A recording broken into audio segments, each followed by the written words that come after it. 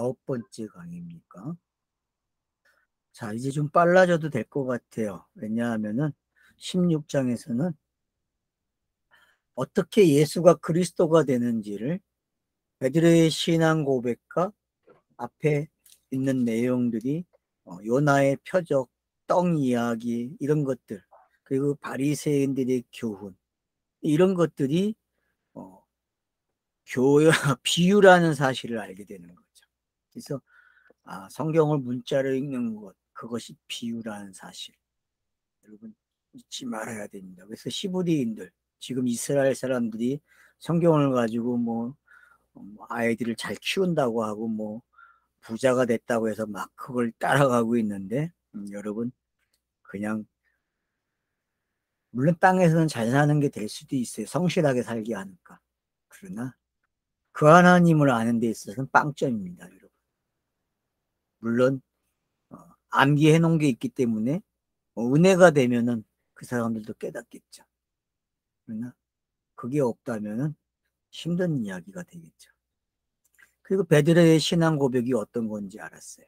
베드로의 신앙 고백은 베드로가 말한 대로, 앞에서 예수가 말한 대로 십자가로 향하고 있다는 걸 알려주는 거죠. 영단번 사건을 향해서 지금 계속 가고 있는 이야기를 해주고 있다, 그렇게 보시면 됩니다. 그래서 주는 그리스도시요 하나님의 아들이라고 하는 이 고백은 마태가 기록하고 싶은 메시지죠. 천국의 개념과 같다, 그렇게 말씀을 드렸습니다. 그러니까 고난을 받는다, 내가 죽는다, 그러니까 베드로가 안 됩니다 라고 이야기함으로써 그게 어떻게 건지, 그래서 베드로 제자의 시간이 어떻게 끝나는지, 제자가 부인되는 게 어떤 건지, 그래서 베드로가에게 사탄이라고 이야기한 것은 결국 예수 자신이라는 거죠. 그래서 이제 우리가 뒤에 가서도 이야기하겠지만은 베드로의 3번 부인은 예수를 부인하는 거지 그리스도를 부인하는 게 아니라는 거예요. 그러니까 여러분 꼭 부인을 해야 합니다. 예수에 대해서 정확하게 알고 제자의 시간 속에서 제자의 시간이 끝나는 것을 부인한다, 그렇게 이야기하는 거예요. 사도가 되는 거죠. 그래서 부인하는 게 사도로 넘겨주는 이야기라는 것을 잊으시면 절대 안 되는 걸 여러분이 가지고 계셔야 됩니다. 그리고 24절로 28절의 이야기는 너무 중요한 이야기예요. 마태복음의 복선을 가지고 우리에게 이제 나머지 장이 어떤 내용인지를 차서적으로 나열을 해놨어요. 그래서 여러분들이 이 내용대로 마태가 기록을 하는지 안 하는지를 여러분이 찾으시면은 되게 신나게 재밌게 성경을 읽을 수 있죠. 그래서 여러분들이 24절부터 28절은 꼭 기억하셔야 됩니다. 책 다음 페이지를 넘길 수 있는 복선이라는 걸 꼭 잊지 마세요. 저와 여러분에게 이걸 요구한 게 아닙니다. 착각하지 마세요. 제자는, 나를 따라오는 자는 예수밖에 없어요. 그리스도를 따라가는 건 예수예요. 제자고. 착각하지 마세요, 여러분. 자, 그 다음 17장이지. 엿새 후에 예수께서 베드로와 야고보와 그 형제 요한을 데리시고, 자, 여기 이제 베드로, 야고보, 그 형제 요한 이러면은 완료형입니다. 요 셋이 모이면요. 그러니까 여러분 베드로, 야고보, 그 형제 요한 이러면은 이게 그리스도의 모습이에요. 이 기법을 여러분들이 사도행전에서도 아셔야 되고, 그래서 요 세 사람이 사도행전의 첫 번째 부분을 다 가져가는 거예요. 바울이 나오기 이전까지. 그렇죠? 여러분 이 야고보가 언제 죽습니까? 이 야고보 사도행전 12장에서 죽죠? 그죠? 12장에서. 그러니까 요한은 베드로가 댕기는데 항상 따라다녔어요. 왜요? 열매이기 때문에. 베드로의 말의 열매, 산 증인이잖아요. 완벽한 증인이 요한이잖아요. 그래서 왜? 예수가 그리스도 된 것을 아들이 돼서 아는 거예요. 정확하게. 그런 걸 여러분들이 요한복음에서 제가 강의해 놓은 20장과 21장을 공부하시게 되면은 21장만 공부해도 충분히 이해가 되시죠. 자, 변형이 됩니다. 높은 산에 올라가니까. 이 말은 새하늘과 새 땅, 요한계시록 21장으로 여러분이 가지고 가시면 됩니다. 예, 변화산 그러면 새 성전이 지어졌다, 그렇게 이해를 하시면 돼요. 새 성전. 그러면 이제 에베소서를 잘 읽을 수 있는 힌트가 되는 거죠. 에베소서는 성전 짓는 이야기고 교회를 세우는 이야기니까. 그래서 높은 산에 올라갔다. 구약의 높은 산에 올라간 사람이 누굽니까? 노아가 높은 봉우리에 있었죠. 또 아브라함도 모리아 산에 있었죠. 또 엘리야, 모세, 뭐 이런 사람들이 전부 다 어디 있어요? 다 산과 관계된 사람들이. 산과. 근데 이 산은 특별한 산이에요. 왜요? 상징을 맞추는 거예요. 상징. 아브라함, 모세, 노아가 경험한 그 상징을 완료시킨다니까요. 아니, 성막과 성전이 완료가 되는 거죠. 교회도 이 안에 들어있어요. 교회도. 그래서 앞에 말한 것들이 어떤 건지 더 정확해지고 있다는 걸 알 수 있죠. 16장에서 이야기한 것들이. 그래서 높은 산에 올라갔다, 이 말은 성전의 개념이고 성막의 개념이고 결국 새하늘과 새 땅의 개념이다까지 여러분이 가시면 됩니다. 그리고 그리스도의 모습이죠. 자, 그래서 이제 그들 앞에서 변화되는 거예요. 왜? 요들은 뭘 가졌어요? 열매기 때문에. 차소로, 차소로 열매가 된 자들이에요. 그래서 차소가 모여 있는 거예요. 그러니까 마태복음이 지금 요 차소대로 왔다는 거를 확인해 주는 거죠. 비유와 13장의 비유의 순서와 같은 사람들이에요. 요 세 사람은. 알았죠? 그러니까 여러분들이 예수, 베드로, 야고보, 그의 형제 요한 이러면은 아, 이게 비유가 나열된 순서구나라는 걸 아시면 되는 거예요. 요걸 여러분들이 빨리 깨달으셔야 돼요. 자, 변형됩니다. 그 앞에서 그 얼굴이 해같이 빛나며 옷이 비같이 씌워졌다. 아니, 뭐 제가 그랬잖아요. 요한계시록은 그냥 가라고. 이건 그냥 요한계시록이 가장 잘 표현되어 있는 거예요. 에스겔에서 뭐 1장에서 뭐 12장까지의 표현도 이런 거죠.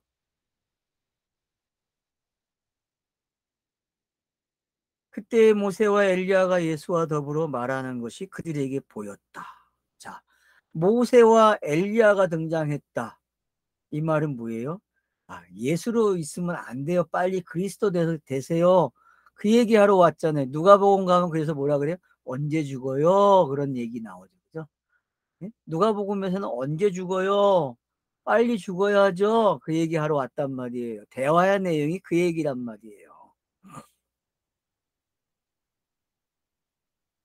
자, 그러니까 베드로가 어때요? 신이 났어요. 여기 있는 게 좋대요. 이거 가지고 막 책망으로 알아듣는데 여러분 이거 기가 막힌 표현이라는 것만 알고 계세요. 초막셋을 져서 어떻게 하겠다는 거예요? 아, 예수와 베드로와 야고보, 여기 나온 모세와 엘리야를 같이 있게 하겠다는 거죠. 이 말이 뭐예요? 그 모세와 엘리야의 이야기, 예수 이야기가 다 변화돼야 된다는 거죠. 어떻게? 영광스러운 모습으로. 그리스도의 시간이죠. 성령의 시간이죠. 영의 시간이고. 그런 걸 우리가 깨닫게 되면은 이 말은 되게 쉬워져요, 여러분. 호련히 구름이 와서 또 덮어요, 그 위에다가. 이게 여러분 지금 성경의 차서적인 표현이라는 걸 이제 알겠죠? 요 단계에서 구름이 덮어지고 하면은 어떻게 돼요? 베드로의 표현, 구름이 덮어지고 하면 어떻게 돼요? 여러분 이게 지금 성경이 기록되는 방법들이잖아요. 구약의 모습, 공관복음서의 모습, 요한복음의 모습, 서신서의 모습, 이렇게 쫙 바뀌는 게. 그래서 음성이 와요. 어떤 음성이요? 니는 내 사랑하는 아들이요, 내 기뻐하는 자니.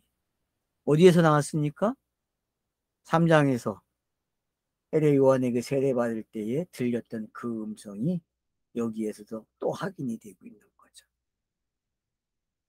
그러니까 여러분, 비유가 해석된 게 바로 이런 거예요.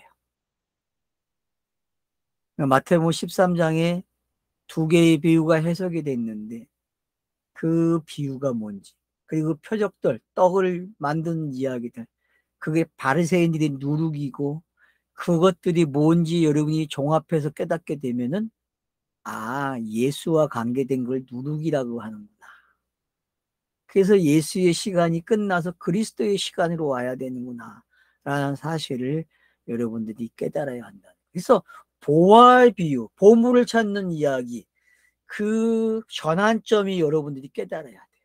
앞에 네 개의 비유, 그리고 좋은 씨와 가라지 비유가 해석이 되고, 그리고 뒷부분에 보화가 찾는 비유 두 개가 나오고, 그물 비유가 나오고, 그리고 이제 결론이 나오고 있죠. 그래서 여러분들이 요 이야기를 잘 가지고 계셔야 돼요. 그래서 비유 13장은 여러분들이 순서를 외우고 계셔야 되고, 그 내용이 어떻게 예수의 공생애에 기가 막히게 맞아 떨어지고 있는지도 확인하고 계셔야 돼요. 그게 창세기 1장의 기록 방법과 같다고 이야기했잖아요. 그런 부분들을 여러분이 참고하시면서 정말 마태복음을 아주 그냥 씹어 먹어서 이빨 가는 소리가 안 나게끔 공부 좀 하세요. 저도 이번에 태국 갔다 오면은 아마 마태복음이 더 새롭게 보일 거예요. 자, 그래서 이제 말이 들려오고, 그래서 심히 두려워요. 왜? 아직 그 장면이 익숙하지 않잖아요. 여러분, 영을 볼 수 있어요? 없어요? 못 봐요. 두려워할 수밖에 없어요. 그러니까 그렇게 표현이 되고 있는 거예요. 그리고 그러니까 예수가 두려워하지 말라 그래. 왜? 이렇게 되는가? 이렇게 되는 이야기죠. 제자의 시간이 끝나면 사도로 가면은 두려워할 일이 아니잖아요. 요월의 설교를 말할 때의 사도행전 2장의 모습은 이런 게 바뀐 거죠. 그러니까 제자의 시간에서 아는 거하고 사도가 됐을 때 받아들이는 게 다르다는 걸 아시고 계세요. 그러니까 예수가 말하는 거, 예수가 자기가 그리스도가 되는 걸 이야기하는 거하고 다른 거예요, 여러분. 그러니까 이런 것들을 잘 구분짓고 본인이 읽으면서 그 흔적을 찾아내고, 그래서 크로노스와 카이로스를 구별했다가 또 하나로 됐다가, 그런 것들이 자유자재로 여러분이 훈련이 되셔야 돼요.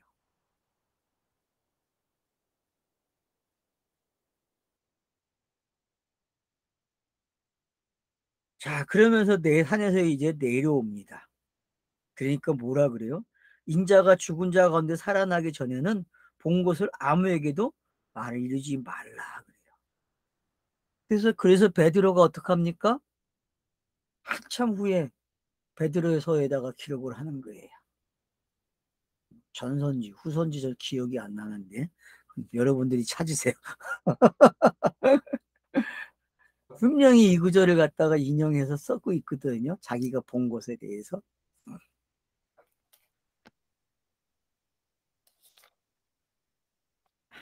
좋은 간주는 그게 간주가 돼 있을 거예요. 베드로후서 베드로 1장 후서네. 후서 1장 18절이네. 자, 그러니까 누구에게도 이르지 말래요. 이 말하고 아까 16장에서 뭐라 했어요? 20절에 자기가 그리스도인 것을 아무에게도 이르지 말라. 이 말이 여러분 어떻게 이게 서로가 서로를 빛내주고 있는지 해석해주고 있는지 이제는 알겠죠? 마태복음의 기록 방식을요. 이런 표현들만 여러분이 찾아보란 말이에요. 마태복음에 몇 번이 나오는지. 분명히 드러났는데 말하면 안 돼. 이게 마태가 말하는 공개적 은익이죠. 독자들에게는 공개가 됐는데 그 시대 사람들에게는 은익이 되는 거예요. 참 재밌죠. 공개적 은익. 응? 마태의 기록 방식이 그렇단 말이에요.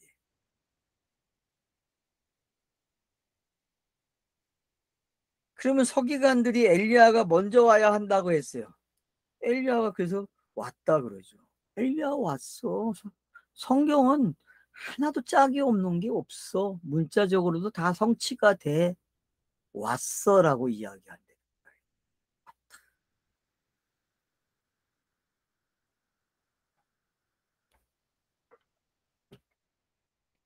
누굽니까? 바로 뒤에 나오잖아요. 12절. 인자도 이와 같이 그들에게 고난을 받으라. 그러니까 세례 요한의 모습이죠. 엘리야의 모습. 엘리야의 모습은 세례 요한이었고 세례 요한은 누굽니까? 예수죠. 그래서 제가 세례 요한을 어떻게 보라고 했어요? 예수다 그렇게 보라고 했죠. 그래서 세례 요한이 불세를 이야기한 것처럼 예수도 어느 시대를 얘기해요? 자기가 죽음으로써 그리스도의 시대가 열리는 것을. 그게 요한복음 14, 15, 16, 17장이 이야기하는 거란 말이에요. 그러면 성경 읽기 다 하는 거예요, 여러분. 끝난 거예요. 그 내용을 알면요.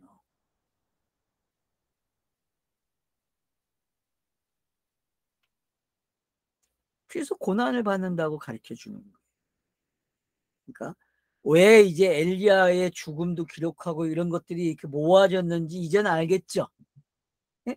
세례 요한의 방법이 여러분 봐요. 세례를 베풀 때의 기록과 그리고 중간에 그 감옥에서 제자를 보냈을 때와 그리고 세례 요한의 죽음을 다뤄요.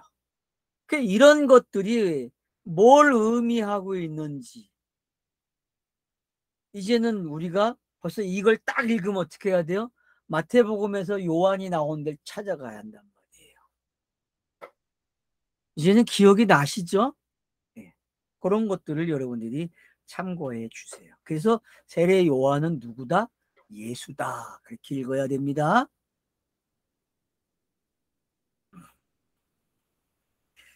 그제서야 제자들이 예수께서 말씀한 것이 세례 요한인 줄 깨달았다. 그래요.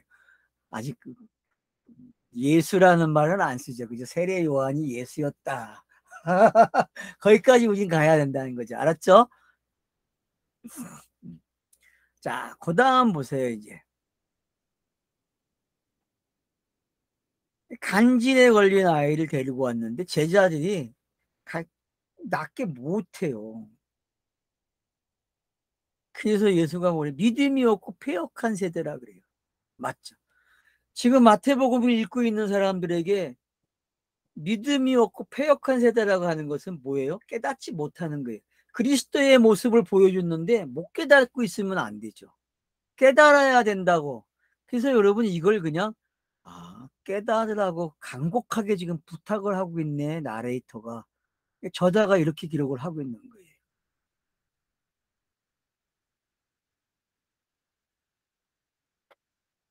여기도 그렇게 표현한 얼마나 너희와 에게 참으리요. 함께 있으며 여기 이제 믿음이 없고 패역한 세대요. 내가 얼마나 너희와 함께 있으며 얼마나 너희에게 참으리요. 그를 이리로 데려오라. 결국은 누가 한다는 거예요? 제자의 시간에는 못해요.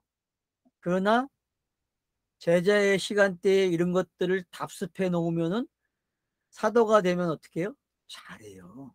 맛을 봤기 때문에. 그게 사도행전 2장에서 시작되는 거죠. 그러면 이런 것들이 뭔지 이제 알게 되는 거죠. 그리고 나서 귀신을 내쫓아요.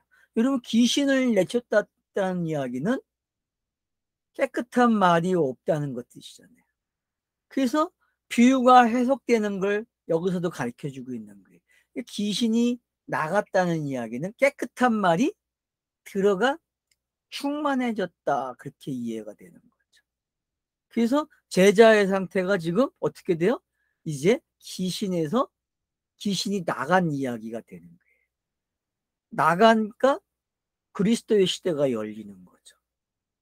이런 것들 이거 제자들만이 아니라 제자와 예수는 같다고 내가 계속 반복해 오고 있잖아요. 그러니까 제가 제자만 이야기해도 여러분은 어떻게 알아들어야 돼요? 이거 예수구나. 이 사람이 지금 제자를 갖다가 예수라고 같이 동일하게 쓰고 있지. 이걸 아셔야 한단 말이에요.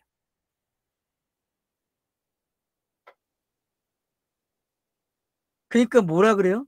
어째서 우리가 못합니까? 그러니까 야, 니네 믿음이 없어 라고 이야기합니다. 겨자씨 하나만큼 있어도 이 산을 명하여 저기 여기서 저기로 옮긴다 그래요. 이건 믿음이 이런 거예요. 믿음은요, 문자는요, 예수 그리스도라는 말을 안 해줘요. 문자는요. 근데 믿음은요, 그 문자를 뭘로 읽어요? 예수 그리스도로 읽는 거예요. 그걸 뭐라 그래요? 산을 옮긴다 그러는 거예요. 알았어요? 산을 옮기는 게 뭐예요? 문자를 뭘로 읽어요? 예수 그리스도로 읽는 거예요. 너무 쉽잖아요, 여러분, 이 표현이. 산을 명하여 여기서 저기로 옮겨지라 하면 옮겨질 것이요. 또 너희가 못할 것이 없으리라. 이 표현이 어떤 건지 알겠죠? 바로 사도행전의 베드로의 모습과 바울의 모습이 이런 거예요. 요한이 쫓아다니면서 맞아 맞아 맞아 그런단 말이에요. 잘하고 있어 잘하고 있어. 말은 항상 누가 해요? 베드로가 하고, 요한은 뒤에서 맞아 맞아 아주 잘하고 있어 라고 응원해 주기 때문에. 왜? 자기가 결론이기 때문에. 성경의 결론이잖아요, 요한이.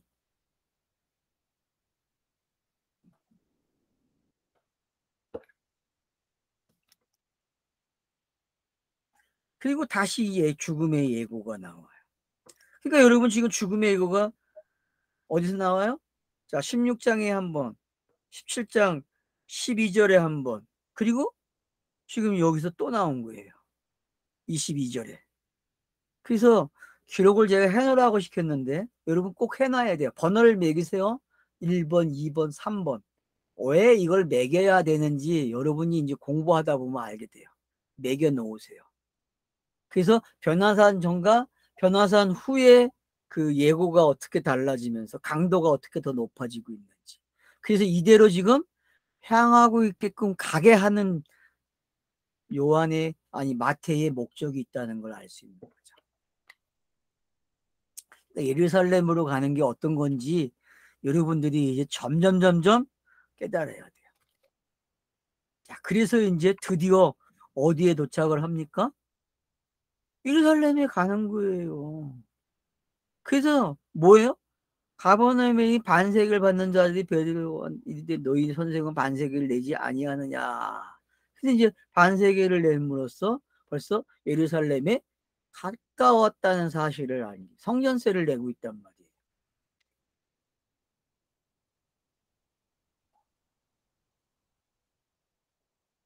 그러면서 25절에 아주 재밌는 표현을 하고 있는, 시몬아 내 생각은 어떠냐? 세상의 임금들이 누구에게 간세와 국세를 받느냐? 자기 아들에게냐 타인에게냐?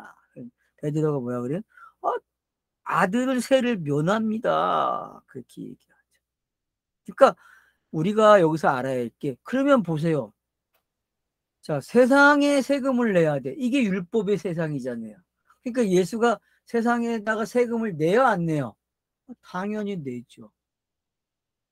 그래서 로마서 13장에 세금 내는 이야기가 있는 거예요, 여러분. 착각하지 마세요. 그게 율법과 관계돼서 세금, 누가 내요, 세금을? 예수가 낸다니까, 예수에게. 권세 잡은 자들에게 복종하라고 했는데 그 권세 잡은 자들에게 예수가 복종해요, 안 해요? 복종하잖아요, 여러분. 왜? 그가 자신이 그리스도가 되기 위해서는 복종을 해야 되잖아요. 그게 시편 2편을 응하는 모습이잖아요. 군왕들이 모여가지고 예수를 죽이려고 회의를 하고 있잖아요. 그런 내용들이 지금 여기에 어떻게 표현됐는가를 아시게 되는 거죠. 그래서 낚시를 해가지고 동전을 가져와서 그거를 줘요. 하나를 둘러준단 말이에요. 재밌잖아요, 여러분. 하나를 둘러줘요. 하나를. 하나가 둘, 둘이 하나. 여러분, 이 법칙이 뭔지 깨달아야 돼요. 예수가 그리스도 양성, 이런 거죠. 양성이. 양성이 둘이잖아요. 그러니까 베드로와 베드로는 지금 뭘 했던 사람이에요? 주는 그리스도 살아계신 하나님의 아들이다. 그래서 내가 교회를 세우겠다. 천국의 열쇠를 주겠다. 이런 것들이 이미 베드로에게 담겨져 있단 말이에요. 그러면 그 베드로의 모습 속에 예수가 그리스도가 담겨져 있는 거죠. 그래서 예수가 베드로에게 주는 거예요. 야, 너 그거 잡아다가 첫 번째 나오는 거 가지고 주라. 그렇게 얘기하는 거죠. 그 첫 번째가 누구예요? 바로 예수죠. 자, 18장. 네 번째 설교와 도달을 했습니다.